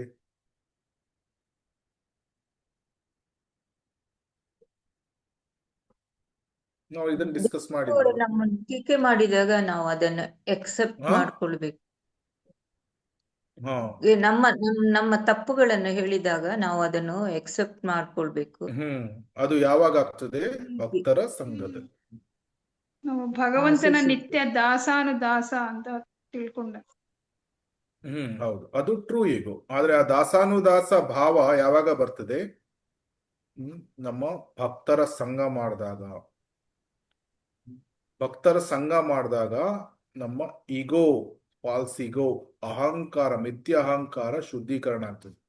ಯಾಕಂದ್ರೆ ಎರಡು ಭಕ್ತರು ಜೊತೆಗೆ ಬಂದಾಗ ಅಲ್ಲಿ ಕ್ಲಾಶಸ್ ಆಗುವ ಸಾಧ್ಯತೆಗಳು ಇರ್ತದೆ. ನನ್ನ ಮಿಥ್ಯ ಅಹಂಕಾರ ದೊಡ್ಡದು ಅಂತ ಒಬ್ಬ ಭಕ್ತ ಹೇಳ್ತಾನೆ, ಇನ್ನೊಬ್ನು ಇಲ್ಲ ನನ್ನ ಮಿಥ್ಯ ಅಹಂಕಾರ ದೊಡ್ಡದು. ಇಬ್ರು ದೊಡ್ಡದು, ಮಿಥ್ಯ ಅಹಂಕಾರ ದೊಡ್ಡದು ಅಂತ ಮಾಡ್ಕೊಂಡ್ರೆ ಅವರು ಜಾಸ್ತಿ ಪ್ರಗತಿಯನ್ನು ಸಾಧಿಸ್ತೀವಿ. ನನ್ಗೆ ಜೈ ಜೈಕಾರ ಆಗ್ಬೇಕು, ನಾನು ಹೇಳಿದ್ದೆ ಆಗ್ಬೇಕು. ಆದ್ರೆ ನಾವು ಭಕ್ತರ ಸಂಘಕ್ಕೆ ಬಂದಾಗ ನಾವು ಏನ್ ಮಾಡ್ತೇವೆ? ಜೀವೇರ ಸ್ವರೂಪ ಕೃಷ್ಣೇರ ನಿತ್ಯ ದಾಸ, ನಾನು ದಾಸಾನುದಾಸ. ಆ ಭಾವನೆಯನ್ನು ಹೊಂದಿದ್ದು ಭಕ್ತರ ಸಂಘಕ್ಕೆ ಬಂದಾಗ ನಾವು ಆ ವಿನಮ್ರತಾ ಭಾವದಿಂದ ಸೇವೆಗಳನ್ನು ಮಾಡುವುದು, ವೈಷ್ಣವ ಸೇವೆಗಳನ್ನು ಮಾಡುವುದು. ಬೇರೆಯವರು ಸೀನಿಯರ್ ಡಿವೋಟಿಸ್ಗಳು ಬೈಬಹುದು, ಕೆಲವು ನೀನು ಯಾಕೆ ಆ ರೀತಿ ಸರ್ವಿಸ್ ಮಾಡಿದಿ ಅಂದಾಗ ನಮ್ಮನ್ನು ನಾವು ತಿದ್ದಿಕೊಳ್ಳುವುದು. ನಾನು ಮಾಡಿದ ತಪ್ಪಾಯ್ತು, ಮುಂದಿನ ಸಲ ನಾನು ಸೇವೆಗಳನ್ನು ಮಾಡಬೇಕಾದ್ರೆ ಇನ್ನೂ ಜಾಗರೂಕತೆಯಿಂದ ನಾನು ಸೇವೆಗಳನ್ನು ಮಾಡಬೇಕು. ಆವಾಗ ಅವರು ಬೈದಾಗ ನಮ್ಮ ಅಹಂಕಾರಕ್ಕೆ ತುಂಬಾ ನೋವಾಗ್ತದೆ. ಮಿಥ್ಯ ಅಹಂಕಾರ ಹೃದಯದಲ್ಲಿ ತುಂಬಾ ಒಂದು ಬಾಣ ಬಿಟ್ಟಿದ ಹಾಗೆ ತುಂಬಾ ನೋವಾಗ್ತದೆ. ಆದ್ರೆ ಅದನ್ನು ಸಹಿಸಿಕೊಂಡು ವಿನಮ್ರತಾ ಭಾವದಿಂದ ಸೇವೆಗಳನ್ನು ಮುಂದುವರಿಸಿಕೊಂಡು ಹೋದಾಗ ಕೊನೆಗೆ ಏನಾಗ್ತದೆ? ಪ್ರತಿ ಹೆಜ್ಜೆಯಲ್ಲೂ ನಾನು ದಾಸಾನುದಾಸ, ನಾನು ದಾಸಾನುದಾಸ, ಈ ಭಾವನೆ ಜಾಸ್ತಿ ಆಗ್ತಾ ಹೋಗ್ತದೆ. ಆಮೇಲೆ ಕೊನೆಗೆ ಗೋಪಿ ಬರ್ತು ಪದ ಕಮಲಯೋರ ದಾಸಾನುದಾಸ, ಇದರ ಸಾಕ್ಷಾತ್ಕಾರ. ಇದು ಭಕ್ತರ ಸಂಘದಲ್ಲಿ ಮಾತ್ರ ಸಾಧ್ಯ. ಅದರಿಂದ devotees association very very important. ಭಕ್ತರ ಸೇವೆಗಳನ್ನು ಮಾಡ್ಬೇಕು. ಆವಾಗ ಕೆಲವೊಮ್ಮೆ ಬೈಗಳು ಸಿಗ್ತದೆ, ಕೆಲವರು ಭಕ್ತರು ಸರಿಯಾಗಿ ನಮ್ಮ ವರ್ತನೆಗಳನ್ನು ಮಾಡದೇ ಇರಬಹುದು. ಇದೆಲ್ಲ ಆದ್ರೂ ನಾವು ಭಕ್ತರ ಸಂಘ ಬಿಡಬಾರ್ದು. ಆವಾಗ ನಮ್ಮ ಕ್ರಮೇಣವಾಗಿ ನಮ್ಮ ಮಿಥ್ಯ ಅಹಂಕಾರ ಶುದ್ಧ ಆಗ್ತದೆ. ಅದಕ್ಕಾಗಿ very regularly devotee association very very important. ಆವಾಗ ಮಿಥ್ಯ ಅಹಂಕಾರ ಶುದ್ಧ ಆಗ್ತದೆ. ಆವಾಗ ಈ 4 ಸ್ತರಗಳಲ್ಲಿ ಒಬ್ಬನು ಶುದ್ಧನಾದಾಗ ಕ್ರಮೇಣವಾಗಿ ಸಂಪೂರ್ಣ ಸಾಕ್ಷಾತ್ಕಾರವನ್ನು ಪಡಿಬಹುದು. ಸೊ ಅದರಿಂದ ಹರಿನಾಮ ಮನಸ್ಸಿನ 6 ಶತ್ರುಗಳನ್ನು ನಾಶ ಮಾಡ್ತದೆ. ಸ್ಕಂದಪುರ ಯಾರಾದ್ರೂ ಲಾಸ್ಟ್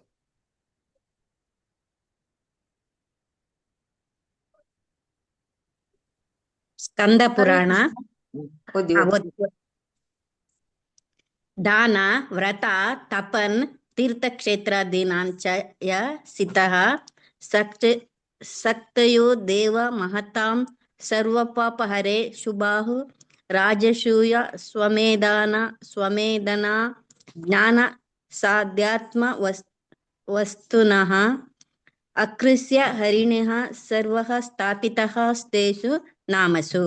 ದೇವತೆಗಳು ಪಾಪಗಳನ್ನು ನಾಶ ಮಾಡುವ ಮತ್ತು ವರಗಳನ್ನು ನೀಡುವ ಶಕ್ತಿಯನ್ನು ಹೊಂದಿದ್ದಾರೆ. ದಾನ, ತಪಸ್ಸು, ವ್ರತ, ತೀರ್ಥಯಾತ್ರೆ, ರಾಜಸೂಯ ಮತ್ತು ಅಶ್ವಮೇಧ ಯಜ್ಞಗಳು, ಅಲೌಕಿಕ ಜ್ಞಾನ ಮುಂತಾದ ಪುಣ್ಯ ಕಾರ್ಯಗಳು ಅದ್ಭುತ ಶಕ್ತಿಯನ್ನು ಹೊಂದಿವೆ. ಆದಾಗ್ಯೂ ಪರಮಾತ್ಮನಾದ ಶ್ರೀ ಹರಿಯು ಈ ಎಲ್ಲಾ ಶಕ್ತಿಗಳನ್ನು ಒಟ್ಟುಗೂಡಿಸಿ ತನ್ನ ಅಲೌಕಿಕ ನಾಮಗಳಲ್ಲಿ ತುಂಬಿದ್ದಾನೆ. ಹರೇ ಕೃಷ್ಣ ಪ್ರಭುಜಿ. ಹರೇ ಕೃಷ್ಣ. ಸೊ ಇಲ್ಲಿ ಏನ್ ಹೇಳಿದ್ದಾರೆ, ದೇವತೆಗಳಿಗೆ ಬೇರೆ ಬೇರೆ ಶಕ್ತಿಗಳು ಇದೆ. ಈ ಶಕ್ತಿಯನ್ನು ಸಹ ಭಗವಂತನೇ ಅವರಿಗೆ ನೀಡಿರ್ತಾನೆ. ಅಷ್ಟೇ ಅಲ್ಲ, ದಾನ, ತಪಸ್ಸು, ವ್ರತಗಳನ್ನು ಮಾಡಿದ್ರೆ ಅಥವಾ ಯಜ್ಞಗಳನ್ನು ಮಾಡಿದ್ರೆ ಕೆಲವು ಆಧ್ಯಾತ್ಮಿಕ ಬೆನಿಫಿಟ್, ಲಾಭಗಳು ಸಹ ಸಿಗಬಹುದು. ಆದರೆ ಭಗವಂತನ ನಾಮದಲ್ಲಿ ಭಗವಂತ ತನ್ನ ಎಲ್ಲಾ ಶಕ್ತಿಯನ್ನು ಇಟ್ಟಿದ್ದಾನೆ. ಸೊ ಅದರಿಂದ ಅವನ ದಿವ್ಯ ನಾಮಗಳನ್ನು ಜಪ ಮಾಡುವುದರಿಂದ ಬಹುಬೇಗ ಶುದ್ಧೀಕರಣ ಆಗಬಹುದು. ಇದು ಮತ್ತೆ ನಾಮಕಾರಿ ಬಹುದ ನಿಜ ಸರ್ವಶಕ್ತಿ ಸತ್ರಾರ್ಪಿತ ನಿಯಮಿತ ಸ್ಮರಣೇನ ಕಾಲಃ ಏತಾದೃಶಿ ತವ ಕೃಪಾ ಭಗವನ್ಮಮಾಪಿ ದುರ್ದೈವ ಮೀದೃಶಿ ನಿಹಾಜನಿ ನ ಅನುರಾಗ. ಅಂದ್ರೆ ಎಲ್ಲ ಶಕ್ತಿಗಳನ್ನು ಭಗವಂತ ತನ್ನ ದಿವ್ಯ ನಾಮಗಳಲ್ಲಿ ತುಂಬಿದ್ದಾನೆ. ಯಾಕಂದ್ರೆ ಭಗವಂತನ ನಾಮ ಮತ್ತು ಭಗವಂತನಿಗೆ ವ್ಯತ್ಯಾಸ ಇಲ್ಲ. ಸೊ ಅದರಿಂದ ಆ ಶ್ಲೋಕ ಸಹ ಇದಕ್ಕೆ ಸಿಮಿಲರ್ ಆಗಿದೆ. ಸೊ ಎಷ್ಟೊಂದು ನಾವು ಈ ಪುರಾಣಗಳಲ್ಲಿ ಸ್ಕಂದ ಪುರಾಣ, ಬೃಹನ್ನಾರದಿಯ ಪುರಾಣ, ಈವನ್ ವಿಷ್ಣು ಸಹಸ್ರನಾಮ ಸ್ತೋತ್ರ, ಪದ್ಮ ಪುರಾಣ, ವಾಮನ ಪುರಾಣ, ಹೀಗೆ ಎಷ್ಟೊಂದು ಶ್ರೀಮದ್ ಭಾಗವತ, ಈ ಹರಿನಾಮದ ಅನಂತ ಮಹಿಮೆಗಳನ್ನು ವರ್ಣಿಸಲಾಗಿದೆ ಅನೇಕ ಕಡೆ. ಆದರೆ ಇಲ್ಲಿ ನಾವು ಕೆಲವೇ ವಿಷಯಗಳನ್ನು ಮಾತ್ರ ನಾವು ಇಲ್ಲಿ ವಿವರಿಸಿದ್ದೇವೆ. ಇದರ ಅರ್ಥ ಏನು ಅಂದ್ರೆ ಇಷ್ಟೇ ಇದೆ ಮಹಿಮೆ, ಇನ್ನೂ ಇಲ್ಲ ಅಂತಲ್ಲ. ಕೆಲವು ವಿಷಯಗಳನ್ನು ಮಾತ್ರ ನಾವು ತೆಗೆದುಕೊಂಡು ಇಲ್ಲಿ ಚರ್ಚೆ ಮಾಡಿದ್ದು ಅಷ್ಟೇ.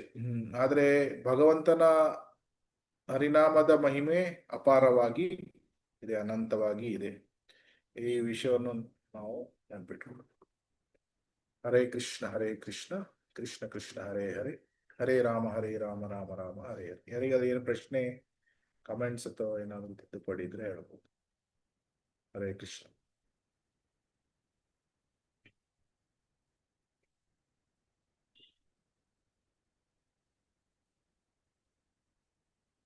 ಮುಂದಿನ ಕ್ಲಾಸಲ್ಲಿ ಬೇರೆ ಟಾಪಿಕ್, ಮೋಸ್ಟ್ಲಿ ಜಪ ಮಾಡುವ ತಪ್ಪು ವಿಧಾನಗಳನ್ನು ನೋಡೋಣ. ಸೊ ಈ ಶಾಸ್ತ್ರಗಳಲ್ಲಿ ವಿವರಿಸಿರುವಂತಹ ಮಹಿಮೆಗಳ ಬಗ್ಗೆ 2 ಕ್ಲಾಸಲ್ಲಿ ಕವರ್ ಆಯಿತು. ಭಾಗ 1, ಭಾಗ 2. ಯಾರಿಗೇನಾದರೂ ಪ್ರಶ್ನೆಗಳು ಇದೆಯಾ? ಅಥವಾ ನಿಮ್ಗೆ ಪ್ರಶ್ನೆ ಕೇಳೋದು ಇಷ್ಟ ಆಗೋದಿಲ್ವಾ? ಅಥವಾ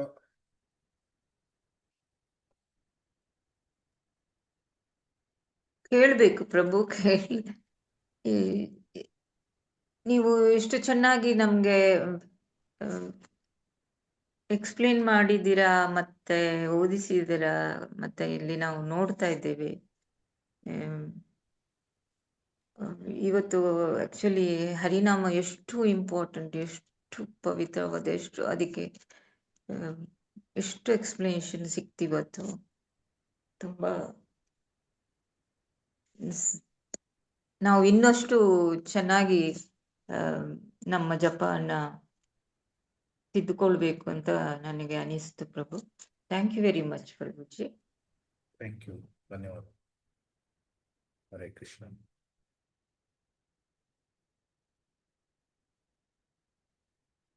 ಸೊ ಪ್ರಶ್ನೆಗಳು ಏನಾದರೂ ಕಮೆಂಟ್ಸ್ಗಳು ಇದ್ರೆ ಹೇಳ್ಬೋದು. ಇಲ್ಲ ಅಂದ್ರೆ ಆಸ್ ಯೂಶುವಲ್ ನಮ್ದು 30 ಜಪ ಮಾಡೋಣ. ಲಾಸ್ಟ್ ಕ್ಲಾಸಲ್ಲಿ ನಾವು ಏನನ್ನು ನೋಡಿದ್ವಿ ಜಪವನ್ನು ಮಾಡುವ ವಿಧಾನದಲ್ಲಿ? Pronunciation, position and Pronunciation. Prayerful mode.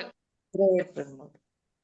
So prayerful mode ಅಲ್ಲಿ ನಾವು ಅದು ಪ್ರೇಯರ್ಫುಲ್ ಮೋಡ್ ಕೊನೆಗೆ ಬರುತ್ತೆ ಅಂತ, ಅದಕ್ಕೆ ಪ್ರೇಯರ್ಫುಲ್ ಮೋಡ್ ಅನ್ನು ಅದನ್ನು ಮುಂದಿನ ಕ್ಲಾಸ್ಗಳಲ್ಲಿ ನೋಡೋಣ.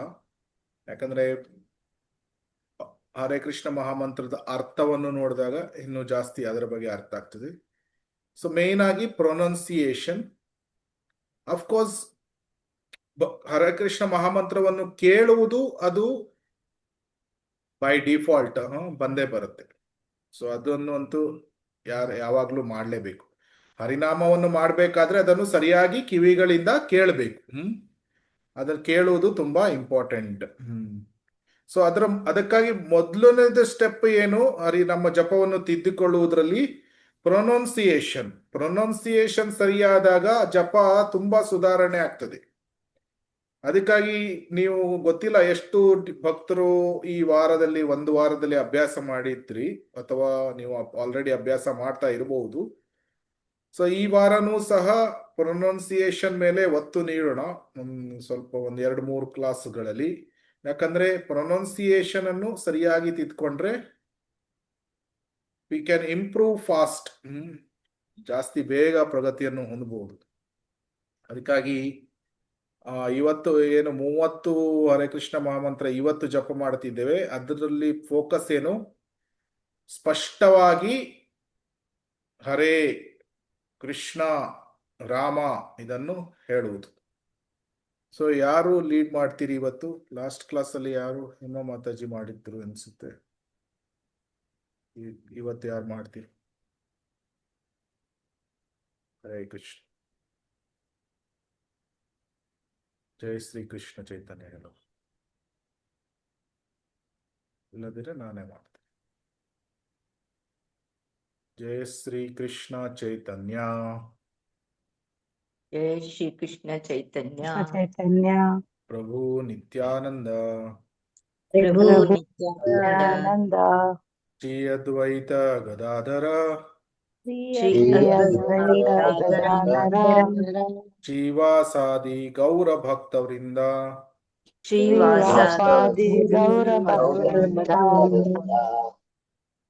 ನಾನು ಹೇಳಿದ ಹಾಗೆ ಒಂದೇ ಟ್ಯೂನ್ ಅಲ್ಲಿ ಹೇಳ್ಕೊಂಡು ಹೋಗೋಣ. ಸೊ ಒಂದೇ ಮೀಟರ್. ಹರೇ ಕೃಷ್ಣ ಕೃಷ್ಣ ಕೃಷ್ಣ ಹರೇ ಹರೇ, ಹರೇ ರಾಮ ರಾಮ ರಾಮ ಹರೇ ಹರೇ. ಹರೇ ಕೃಷ್ಣ ಹರೇ ಕೃಷ್ಣ ಕೃಷ್ಣ ಕೃಷ್ಣ ಹರೇ ಹರೇ, ಹರೇ ರಾಮ ರಾಮ ಹರೇ ಹರೇ.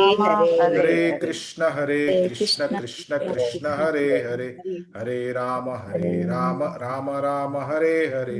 ಹರೇ ಕೃಷ್ಣ ಕೃಷ್ಣ ಕೃಷ್ಣ ಹರೇ ಹರೇ, ಹರೇ ರಾಮ ರಾಮ ರಾಮ ಹರೇ ಹರೇ. ಹರೇ ಕೃಷ್ಣ